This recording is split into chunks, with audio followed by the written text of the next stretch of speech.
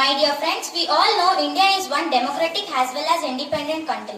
Once we were under the imperial rule where it was not possible for us to enjoy our fundamental rights. After the sacrifice of lakhs together freedom fighters, it was possible for us to get the freedom. A flag does not fly because the wind moves it. It flies with the last breath of each soldier who died protecting it. Now it's our responsibility to protect our sovereignty. So we have developed a strong defense system in our country. The primary role of defense is to protect us against security threats. The Indian Armed Forces comprise of 3 divisions: Indian Army, Indian Navy and Indian Air Forces. Firstly, my friend Samiksha is going to talk about Indian Army. Good morning to everyone. My topic is about Indian Army. Indian Army is the 4th most powerful army in the world. The full form of Indian Army is Alert Regular Mobility End. The headquarters of the Indian Army is in New Delhi. The chief of the army is also known as General. The present General of the Indian Army is Manoj Pandey. Each command is under the charge of General Officer. This army commands are divided into 2 groups, areas and sub-areas. The important training centers are the National Defence Academy in Karkavasi near Pune, the Defence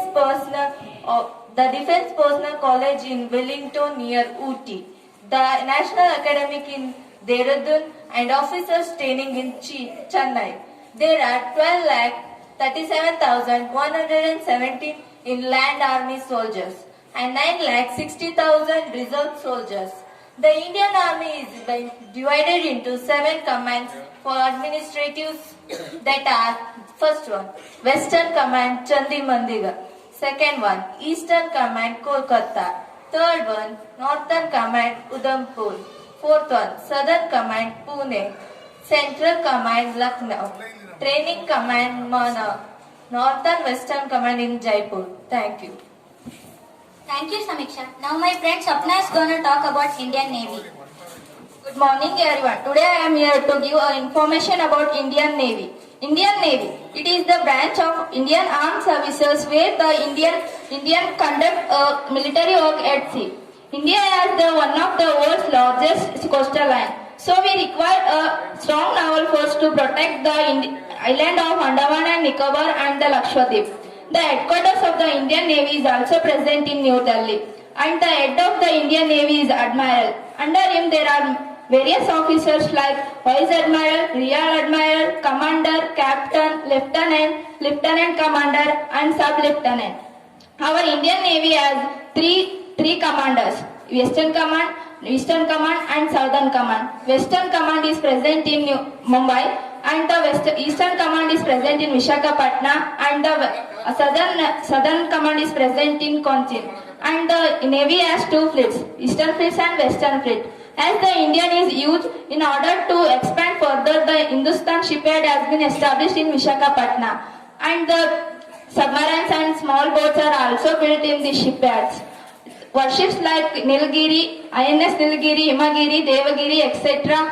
and the ship survey and also constructed here. Because of these all developments, the India is considered as the 6th nation to possess the modern warships.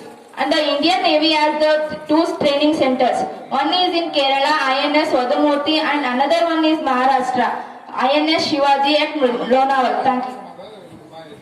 Thank you, Swapna. Ankita is here to talk about Indian Air Forces.